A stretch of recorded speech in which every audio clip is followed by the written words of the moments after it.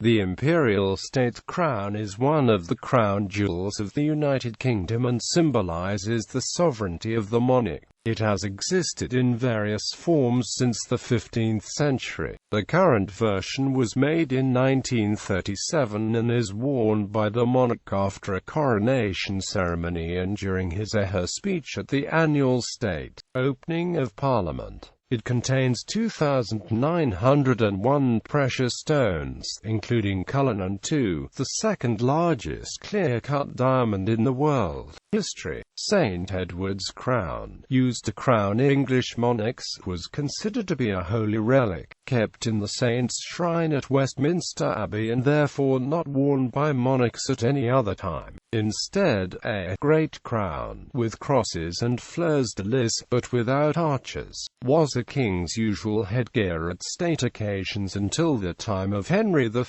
who is depicted wearing an imperial crown, with gold arches. Arches were a symbol of sovereignty, and by this point in history, the King of England was being celebrated as Rex in Regno Suo Est Imperator, an emperor of his own domain, owing obedience to no one but God. Unlike some continental rulers, who owed fealty to more powerful kings of the Holy Roman Emperor, Henry VII for his son and successor Henry VIII may have commissioned a more elaborate version of the imperial crown, which is first described in detail in an inventory of royal jewels in 1521, and again in 1532, 1550, 1574 and 1597, and was included in a painting by Daniel Mytens of Charles I in 1631.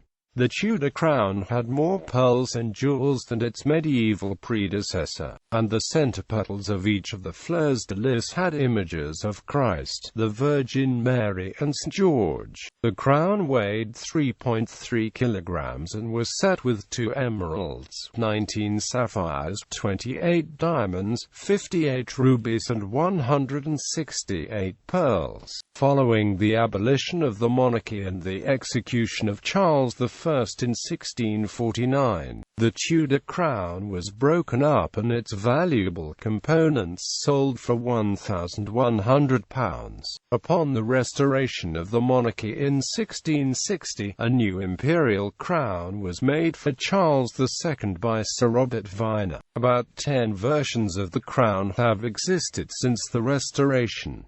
The one made for Queen Victoria in 1838 is the basis for today's crown. At the State Opening of Parliament in 1845, the Duke of Argyll was carrying the crown before Queen Victoria when it fell off the cushion and broke. Victoria wrote in her diary, "It was all crushed and squashed like a pudding that he had sat down." The crown was remounted for the coronation of George VI in 1937 by Garrard and Ampco, and adjusted for Queen Elizabeth II's coronation in 1953, with the head size reduced and the arches lowered by 25 mm to give it a more feminine appearance. Description: the Imperial State Crown is 31.5 centimeters tall and weighs 1.06 kilograms, and has 4 fleurs-de-lis and 4 crosses pattées, supporting 2 arches topped by a mond and cross pattées. Its purple velvet cap is trimmed with ermine. The frame is made of gold, silver and platinum, and decorated with 2,868 diamonds, 273 pearls, 17 sapphires, 11 emeralds, and 5 rubies. Notable stones are St. Edward's sapphire on the top cross, reputedly taken from the ring of Edward the Confessor when he was reinterred at Westminster Abbey in 1163, and the Black Prince's ruby on the front cross. In 1909, the 104-carat Stuart sapphire, set in the front of the crown, was moved to the back and replaced by the 317-carat Cullinan II, the second largest clear-cut diamond in the world. 3 of the pearls belonged to Elizabeth I.